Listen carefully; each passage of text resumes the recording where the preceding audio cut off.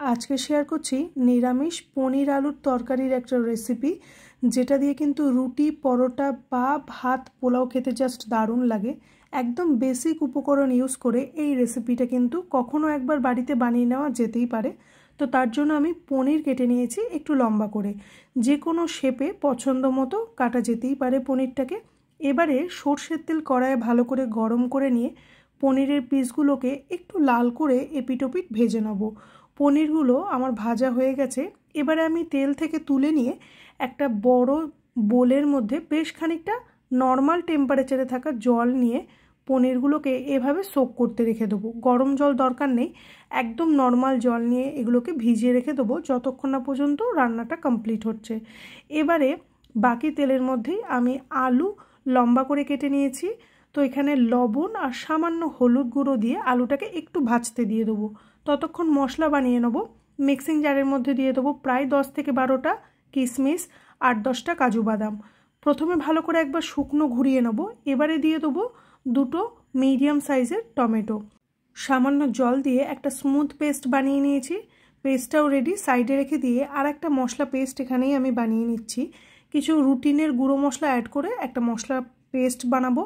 বাটির মধ্যে নিয়ে নিচ্ছি হলুদ গুঁড়ো, কাশ্মীরি লঙ্কার গুঁড়ো, ধনে গুঁড়ো, খুব সামান্য জিরে গুঁড়ো।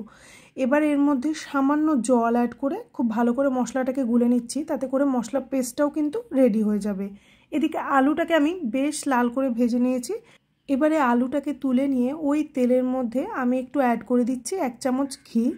ফোড়নে দিলাম ছোটো এলাচ, খুব সামান্য জয়িত্রী। কেউ চাইলে পছন্দ মতো গোটা গরম মশলাও ফোড়ন দিতে পারেন।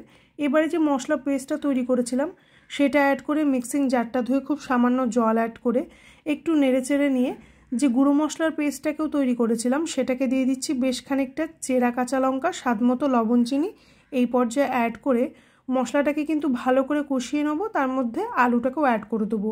আলুটা আমি কাঁচাই অ্যাড করেছিলাম, ভাজাতে কিন্তু ম্যাক্সিমামটাই সেদ্ধ হয়ে গেছে। এবারে মশলার সাথে ভালো করে কষিয়ে নেওয়ার পালা ঢাকা চাপা দিয়ে। তো এইখানে দেখুন মশলাটা ভীষণ ভালো করে কষানো হয়ে গেছে, তেলটাও ছেড়ে দিয়েছে। এবারে এর মধ্যে দিয়ে দেবো যে জলে পনিরটাকে ভেজানো ছিল সেই জলটা সমেত পনিরটা, আর খুব সামান্য গরম জল অ্যাড করে দিলাম। সমস্ত কিছুকে ভালো করে মিশিয়ে নিয়ে স্লো ফ্লেমে আলুটা সেদ্ধ হয়ে যাওয়া পর্যন্ত রান্না করে নেবো। আর রেসিপিটা কিন্তু একটু গ্রেভি গ্রেভি থাকলেই কিন্তু বেশি ভালো লাগে।